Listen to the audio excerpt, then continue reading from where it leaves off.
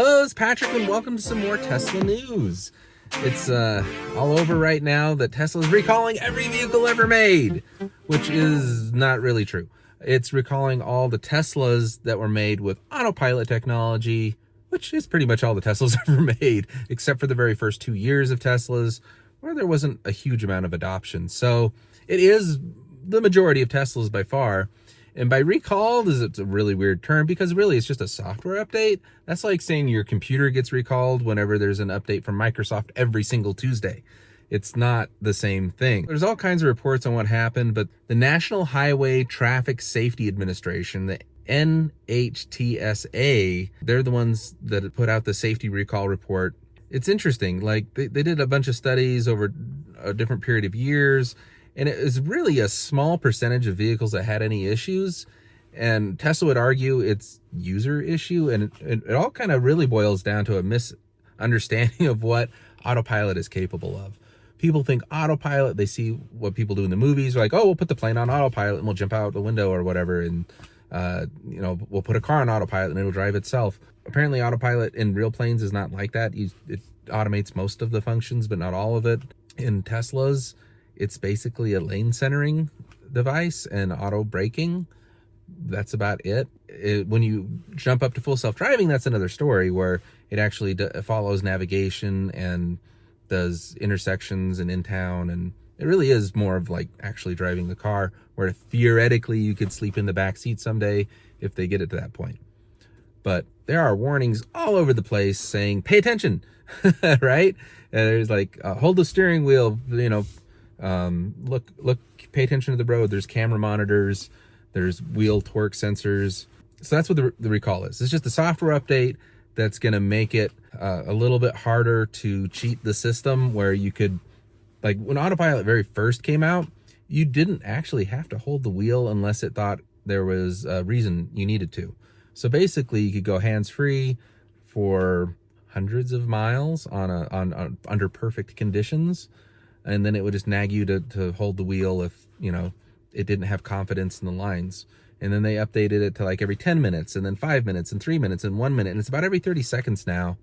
And then they've played with relaxing it a little bit, or making it less or more sensitive on how, tight of a grip or how much torque is being sensed on the wheel, whether or not the vision on the indoor and the cameras that were in the Model 3 and forward are looking at your vision. It's a little bit more relaxed on the requirements for the wheel. Apparently going to tighten that down a little bit more, so it's going to be harder to trick it with devices with weights, counterweights on the steering wheel, more notifications, bigger notifications letting you know that you're on Autopilot, making it easier to engage and disengage. That's the other issue, is people were thinking they were on Autopilot when they weren't on Autopilot, or doing things like accelerating while on Autopilot. So when you're manually accelerating on Autopilot, it won't be able to auto brake. And it says that on the screen, but if people are, not paying attention or just don't understand. So basically that's what it sounds like this update's going to do. It's just going to make it a little bit clearer. It's also going to limit the types of roads more. Basically, you have to be on a road.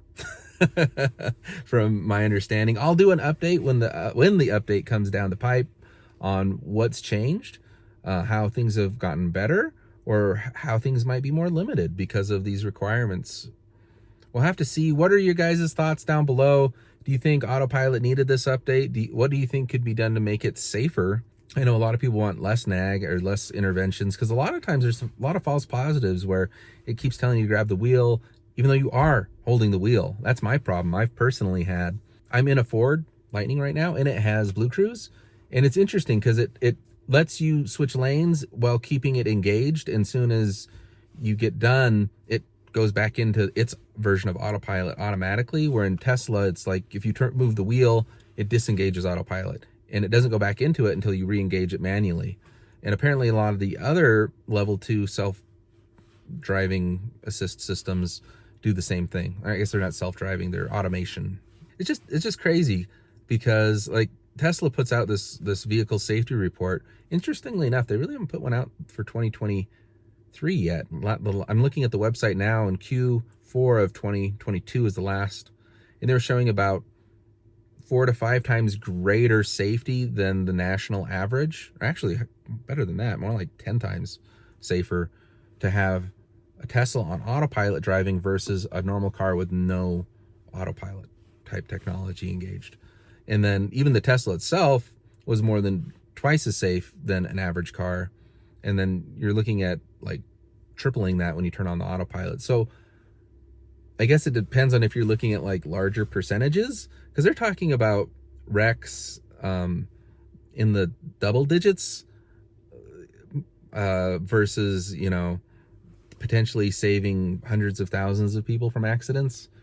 So like the benefit outweighs the risk significantly of having it engaged. So a software update that's going to happen overnight to tweak the autopilot to hopefully make it even safer. It sounds like a win-win. Hopefully it's not Tesla isn't being forced to dial it back, because that would actually make people use the system less, which would inherently be counterproductive and make the system less safe, because people wouldn't use it as much because it would be too annoying or whatever. Anyways, thank you guys for watching in this quick little update on Tesla Trip. Please like, share, and subscribe. I'm hoping to go down to CES, but I haven't done too many videos lately, and I don't meet the requirements just yet. So if you don't mind liking and subscribing, commenting, I'll be posting more videos soon. I'll see you guys next time. Thanks so much. Bye.